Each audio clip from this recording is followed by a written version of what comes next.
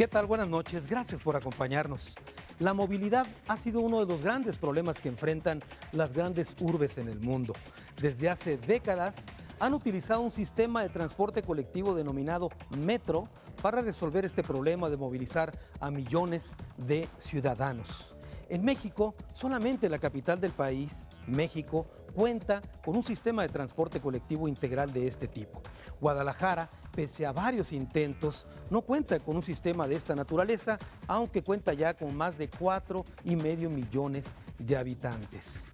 El metro para Guadalajara es el tema que tocaremos esta noche aquí en Ruta 44 y pudiéramos hablar de este intento infructuoso en forma muy gráfica. Podríamos ubicarlo del tranvía al tren eléctrico urbano.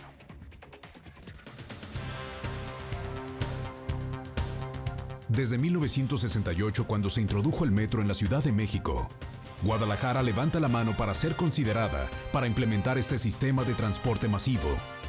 A principios de los 70s, se hicieron proyectos para construir el metro y se crea la Calzada del Federalismo.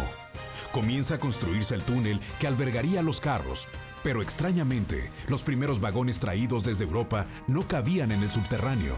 Ante semejante fracaso y por los elevados costos se introduce un servicio de trolebuses, solo que se compran 100 unidades de desecho modelo Marmon Harrington, 1958 a la ciudad de Chicago. En 1988 son retirados los trolebuses del túnel de Federalismo y empiezan los trabajos para la línea 1 del tren eléctrico urbano que inicia operaciones en 1989. De 1992 a 1994 se construiría la línea 2 por la avenida Javier Mina Juárez y estas dos líneas del tren ligero son lo más acercado a un metro en Guadalajara. Pese a los 5 millones de habitantes de la zona metropolitana y la historia de presiones del monopolio camionero, los gobiernos estatales no han podido concretar un proyecto integral y, en cambio, han acumulado errores, como haber destruido una red de vías donde alguna vez operaron los tranvías. De estos errores y una visión global de la operación del metro en el mundo, nos hablará el investigador de la Universidad de Guadalajara, el doctor en ciencias, José Antonio Gómez Reina. Bueno, pues este ha sido un recuento de estos proyectos infructuosos para buscar un metro para Guadalajara. Saludo con mucho gusto esta noche al doctor Antonio Gómez Reina. Doctor, Carlos, gracias, buenas noches. Buenas noches. ¿Qué es lo que ha faltado? ¿Por qué han fracasado todos esos intentos para tener un metro para Guadalajara? Mira, aquí el gran problema que se tiene en el país y principalmente en Guadalajara se refleja es que no hay una infraestructura desde el punto de vista técnico, de gobierno, de política, de sociedad con relación a lo que es un proyecto de movilidad. Muchas veces se han presentado gentes que no conocen ni siquiera qué es un sistema de transporte, no saben hacer una formulación o evaluación de un proyecto.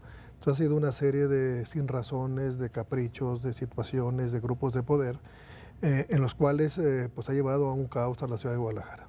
Hemos visto, por ejemplo, en este recuento que en alguna ocasión se llegó a comprar vagones que no cupieron, en donde iba a ser el túnel para un metro.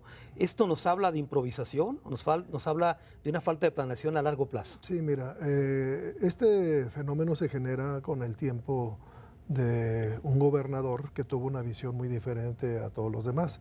Cuando llega al gobierno, pues se lleva a gente, pero lleva ingenieros y técnicos y economistas No políticos. a Europa, no políticos. Se los lleva a Medina Ascencio, Francisco Medina Ascencio se los lleva a Europa. Y de ahí aparece una serie de proyectos, como viene siendo el periférico, como viene siendo las centrales obreras, como viene siendo el sistema de transporte, los CONALEP, etcétera. Y se hace un proyecto para determinar si era metro o no. En aquellos tiempos se debatía si era por la 16 de septiembre Alcalde, si era por la calle de Moro y Federalismo, que fue la que finalmente por ahí se hizo. Y era una serie de rutas bien diseñadas, bien estructuradas para un metro. Mas, sin embargo, al salir él, pues nomás se alcanzó a hacer el túnel de la avenida Federalismo y Federalismo, una parte en superficie y la demás subterránea. Pero cuando se hace, como bien lo dice la cortinilla, cuando se hacen las compras para determinar los metros, pues compran unos trolebuses en Chicago que absolutamente no cabían ni siquiera en este sistema. Entonces se opta por un sistema que llamamos tren ligero.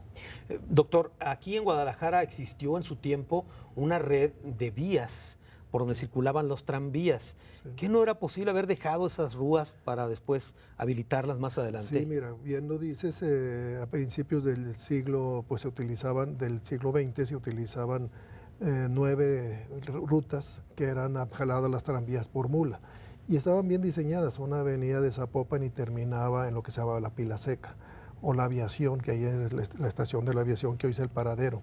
Había otras que entraban al centro de la ciudad. Había una serie de líneas que después fueron manejadas como tranvías, que bajaban por la calle de Hospicio, pasaban por San Juan de Dios. O sea, había una serie de Albatán, o sea, una serie de rutas.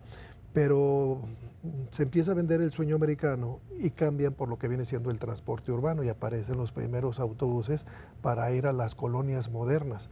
Que ahí es otra historia de un, digamos, monopolio camionero, del cual vamos a hablar un poquito más adelante con el doctor. Pero mire, le voy a contar después de la pausa sobre un grupo de jóvenes que tuvieron un día un sueño y estuvieron tocando puertas y presionando a las autoridades para convencerlos de que era posible tener un metro en Guadalajara. Después de la pausa.